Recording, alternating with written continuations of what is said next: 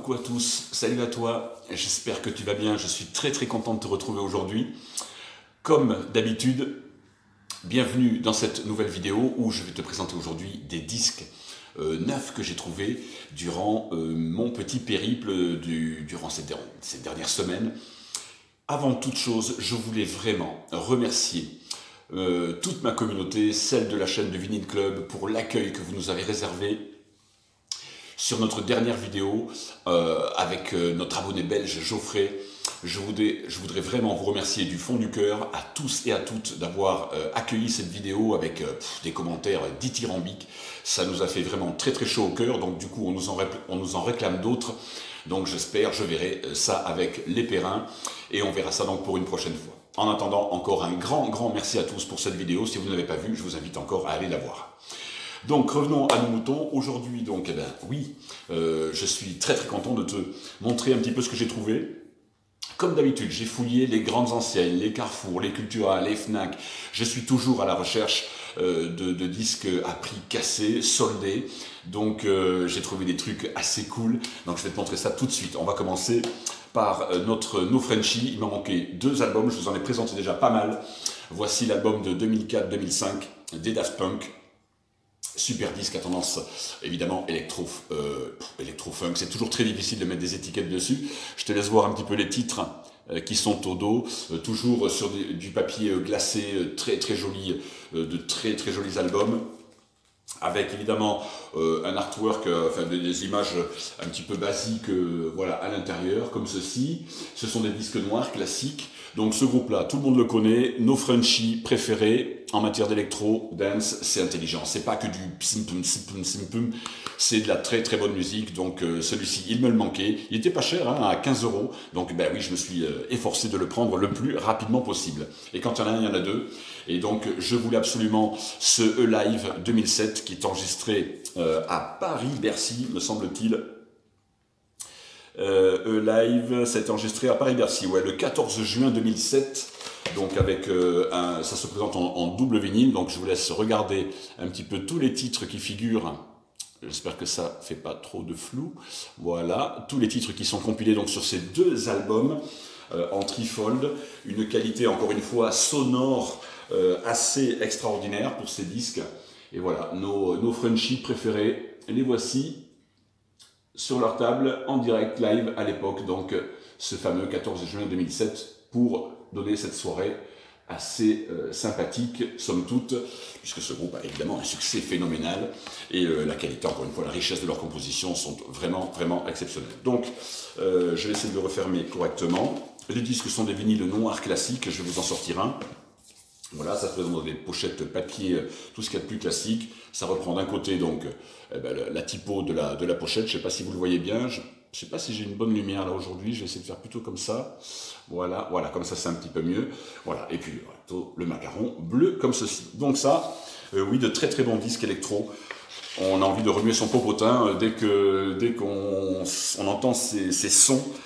C'est vrai que moi je me suis mis vraiment très tard sur ce groupe, et oui, ce E-Live forcément est juste magnifique. Donc pas très cher, hein, il est à 20 €, il était cassé je crois 17 balles, un truc comme ça, je sais plus, en solde.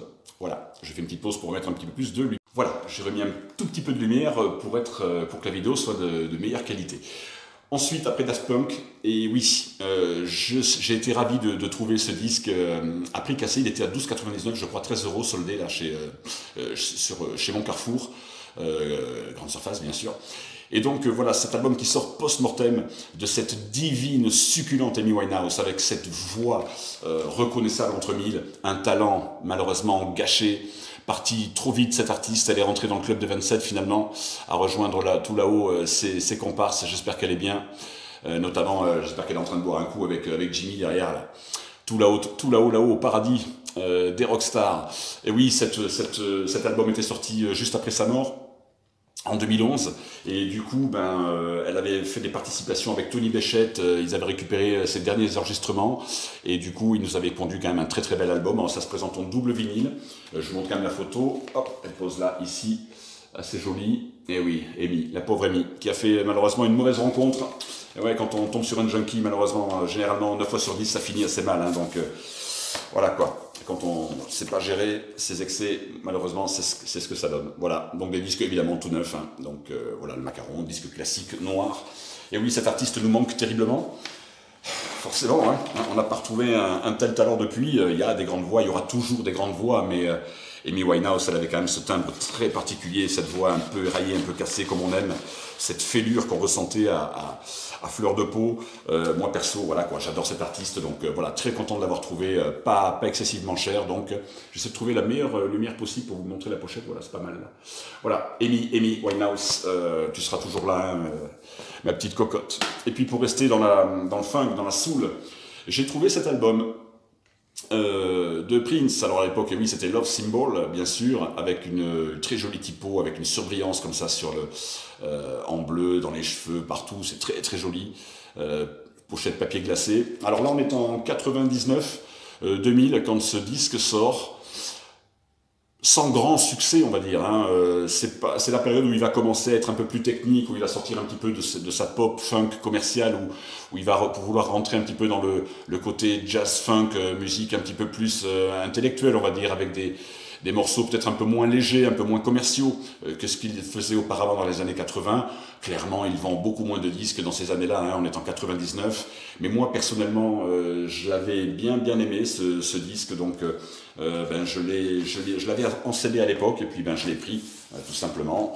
Alors là, vous verrez pas, mais voilà, c'est toujours cette couleur violette marbrée. Voilà, ici, vous le voyez un petit peu mieux. Je vous les avais déjà montrés sur le coffret Emancipation. Voilà, c'est vraiment des couleurs magnifiques. Je sais pas si on va peut-être même mieux le voir. Ah non, avec l'écran, là derrière, avec la lumière, non. Mais enfin bon, voilà, je vous les avais déjà bien montrés, les disques magnifiques. Voilà. Très beau pressage, le son est exceptionnel hein, dessus, il n'y a rien à dire donc là-dessus. Voilà, Prince, période 99. Oui, c'est pas, on va dire, la période la plus glorieuse pour lui en termes de vente commerciale de disques, mais voilà, comme tout artiste, il évoluait vers autre chose, il avait envie de passer un petit peu à des chansons un peu plus techniques peut-être, un peu moins légères, voilà. Donc, mais cet album, attention, on reste du funk de grande facture, hein. Il s'agit de Prince, donc voilà. Et la pochette, encore une fois, magnifique, l'édition, voilà, pas excessif aussi, soldée, je sais pas combien, 20 balles, un truc comme ça. Donc assez intéressant. On a fini pour le funk, et là tout de suite, oui, quand j'ai vu ce disque, j'ai pensé à Franck Mello Vinyl, bien sûr, allez voir sa chaîne, allez voir ses vidéos, et puis Arnaud Nono, mon pote, Vinyl Calife. Franck, vous l'avez également présenté sur sa chaîne, voilà, le live à Montreux. Là, on arrive dans ce qu'on appelle le rock californien pur jus. Alors, en 91, quand il est enregistré, ce disque, c'était évidemment à Montreux, en Suisse, hein, le 5 juillet 91. Steve Lukather avait repris le chant. Il voulait plus trop s'embêter avec des chanteurs qui leur faisaient faux bond ou qui faisaient pas l'affaire pour eux. Donc on retrouve Mike et Jeff Porcaro bien sûr à la basse et batterie, David Paich et Steve Lukather à la guitare et à la voix avec David également, puisqu'il chantait énormément sur les albums studio, plusieurs chansons. Je vous laisse bien voir la photo, je sais pas si vous la voyez bien à l'écran. Voilà, ici c'est toujours sympa de les voir comme ça sur scène. Alors, ce disque est assez exceptionnel parce que vous avez donc 2 morceaux par face. Il y a donc 2 vinyles. Décidément, j'ai la lumière qui joue avec moi. Je vais plutôt le mettre comme ça. Voilà. Vous avez donc dessus On the Run et Kingdom of Desire qui seront ensuite enregistrés en studio.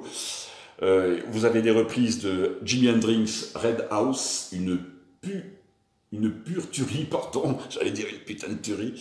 Rosanna, évidemment, et I Want to Take You Higher, reprise de Sly and the Family Stones, de leur célèbre titre funk. Mais là, Toto, ce soir-là, ils sont déchaînés en Suisse, à ce fameux casino de Montreux. Ils sont déchaînés et ils vont nous livrer une prestation scénique comme j'en ai rarement entendu. Vraiment, j'ai été scotché.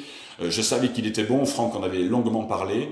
Cet album arrive juste avant donc l'enregistrement de l'album. Ils partiront dès la fin de ce festival pour la Californie pour enregistrer donc Kingdom of Desire, et qui sera un album qui sera beaucoup plus, on va dire, hard rock, un peu plus dur que les albums précédents qu'il faisait depuis le 1er jusqu'au 7e.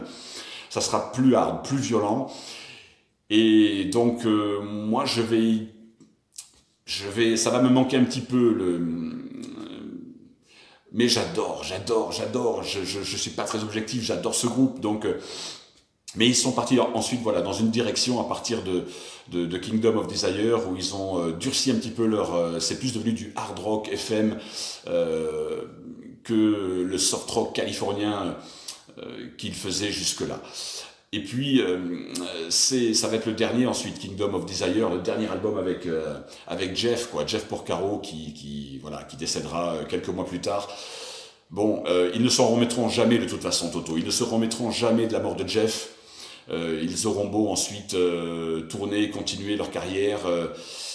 L'album Tambou, ensuite, qui sortira en 94, je crois, sera un peu pareil, du même calibre que Kingdom of Desire, hard rock plus hard FM. Un peu plus dur, un peu plus rugueux, un peu plus violent, voilà. Mais bon, c'est Toto, quoi. Donc ce live est formidable.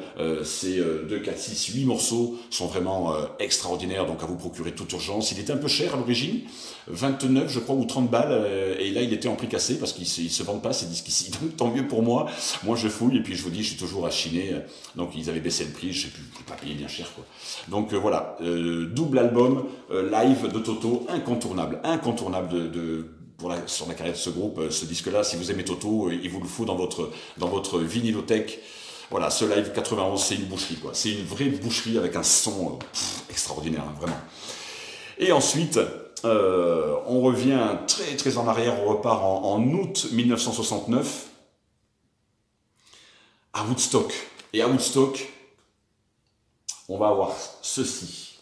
On va avoir ce disque qui est sorti il n'y a pas si longtemps que ça.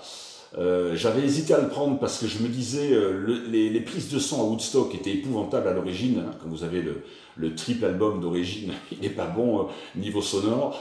Et là, j'ai été scotché parce qu'ils ont vraiment fait un travail sensationnel au niveau de la restauration des bandes. Et ma foi, vous avez un document extraordinaire qui témoigne de toute cette naïveté hippie fin des années 60 qui est vraiment transcendante. Niveau son, j'avais très peur du son de la batterie. Alors à part sur le premier morceau où c'est un petit peu en retrait, mais alors derrière tout scintille, vraiment chapeau, mais vraiment chapeau bas aux mecs qui se sont occupés, aux ingé sons là qui ont restauré les bandes, parce que vraiment un travail formidable.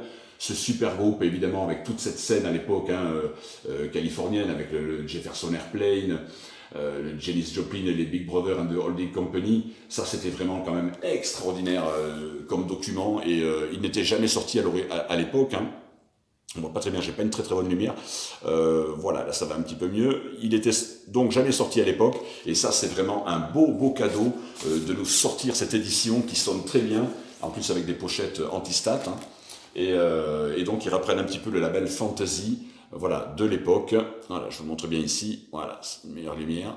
Et oui, il fait très gris aujourd'hui, il pleut à torrent dehors, donc forcément la lumière n'est pas forcément très bonne. Mais je pense que ça va bien passer quand même à l'écran, je le vois quand même en écran de contrôle, donc c'est pas mal. Voilà, donc ça c'est vraiment un témoignage de l'ère Woodstock, cette fin de règne hippie qui était d'une beauté extraordinaire. Quand on regarde le document, c'est vrai que c'était quand même assez fantastique, et j'adore le Peace and Love au milieu là comme ça. C'est juste trop beau, quoi. Creedence Clearwater Revival, et excellent groupe au demeurant. Si vous aimez ce groupe, je vous invite à vous procurer tous les autres. Moi j'ai tous les originaux après derrière, et ça vraiment c'est un beau témoignage que nous ont fait ces mecs-là, et une belle idée. Ensuite on remonte encore en arrière, 65-66. Regardez-moi ce groupe de mods anglais, avec les Who, les Kings, les Yardbirds, les Stones, les Beatles. Il y avait également les Small Faces. Vous les connaissez, Ronnie Lane, Ian McLagan, Kenny Jones à la batterie. Je vous avais déjà fait une spéciale Faces Rod Stewart. Et oui, avant, 65-66, ces mecs vont partir à la BBC enregistrer donc quelques morceaux qui ont été retrouvés, restaurés avec un son bluffant de qualité.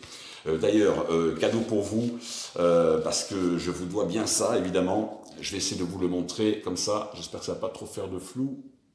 Voilà, je vous fais cadeau du coupon de téléchargement. Vous ferez un arrêt sur image. Le premier arrivé sera le premier servi, comme d'habitude. Voilà un document exceptionnel. Exceptionnel. parce que là, vous avez encore Steve Marriott à l'époque, qui a 17-18 ans à peine, une des plus grandes voix du swinging London à l'époque, une voix rauque, d'une justesse, en plus le mec il envoyait, terriblement péchu, bien technique, et il était juste tout le temps, quoi. Même en braillant comme il le faisait, il avait une voix extraordinaire, Steve Marriott. Hein. Là, regardez, il est tout gamin. Il partira ensuite, dû à son mauvais tempérament, son mauvais caractère, il partira avec Peter Frampton, parce que pour fonder les Humble Pie, parce que en fait Ronnie Lane et Ian McLagan ne voulaient pas qu'il fasse rentrer Peter Frampton dans le groupe. Ils voulaient l'injecter avec eux dans le groupe, et les autres ne voulaient pas, donc du coup ils ont continué sans lui, et à la place, eh ben, ils appelleront Rod Stewart évidemment et Ronnie Wood pour remplacer à la fois le côté chant et le côté guitare. Donc là, les Small Faces, comment vous dire, quand j'ai vu cet album, une pure bombe, avec un extrait d'interview donc à la BBC, hein, pendant 5-6 minutes je crois, ou 9 minutes il dure l'interview de Steve Marriott. C'est toujours des documents qui sont terriblement intéressants à écouter, parce que les bandes sont complètement foutues, maintenant il n'y a plus rien, et il n'y a plus que ce document exceptionnel qui vient de sortir donc chez Sound of Vinyl. Et merci, vraiment un grand merci de nous ressortir ces bandes, parce que c'est encore d'une qualité vraiment incroyable. À la BBC, il y a tout ce charme du son anglais de ce milieu des années 60. Et donc forcément, ce n'est que du bonheur pour les oreilles de pouvoir se procurer ce disque absolument parfait, niveau qualité sonore, encore une fois, nickel chrome, on est sur du Sound of Vinyl, donc c'est vraiment très bon. Et voilà quoi, ce rock mode typiquement anglais du milieu de ce mid-60s, un bijou les enfants. Et pour finir, et oui, forcément, je me suis pris il y a 4 albums vinyles à l'intérieur. C'est enregistré le 17 décembre 1989 à donc Atlantic City, dans le New Jersey. Les Stones tournent pour la dernière fois avec Bill Wyman à la basse, bien évidemment, avant qu'il quitte le groupe. Décidément, j'ai la lumière qui me joue des tours, et c'est donc la raison pour laquelle j'ai voulu l'acheter, parce que on a pour la dernière fois Bill Wyman qui est là, qui vient jouer avec ses potes des Stones.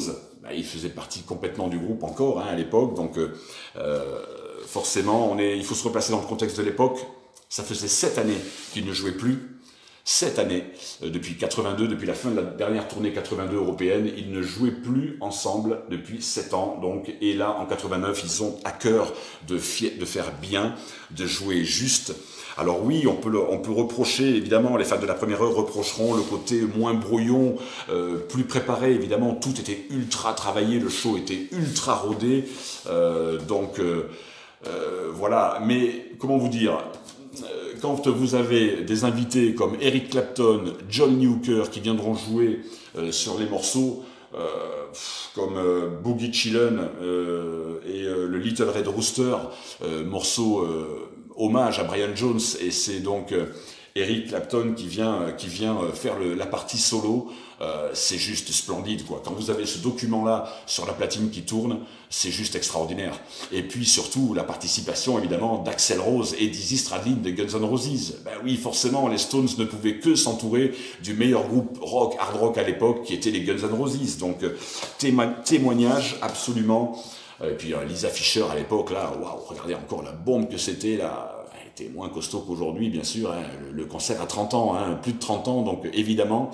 Mais ça, c'est un document historique pour les fans, parce que, oui, reformation du groupe, fin des années 80, et ils vont faire un carton, évidemment, avec cette tournée. L'album Steel Wheels, c'était très très bien vendu. Évidemment, les fans attendaient le retour des Stones avec impatience. Et bien voilà, c'est chose faite avec ce quadruple disque des Rolling Stones, décidément.